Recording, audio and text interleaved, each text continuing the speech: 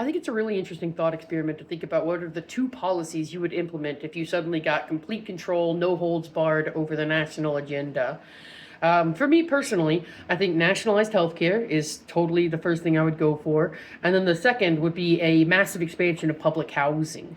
I would make public housing basically a continuous effort that was always ongoing, constantly building new public housing in every major city so that housing was one of those things where you were basically guaranteed, like a right. As soon as you graduated high school or college, you wanted to leave home, you could always get public housing as a first step and then move on to personal housing afterwards based on need. I think that would instantly solve the housing crisis. I think it would drive down house costs. I think it would drive down the cost of rent in major cities, et cetera, et cetera, et cetera.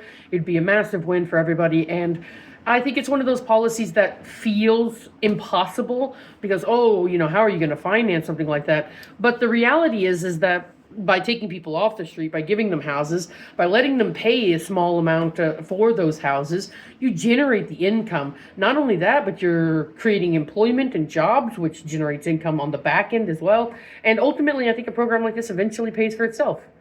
Anyway, what are the two policies that you would implement if you were given control over the national platform?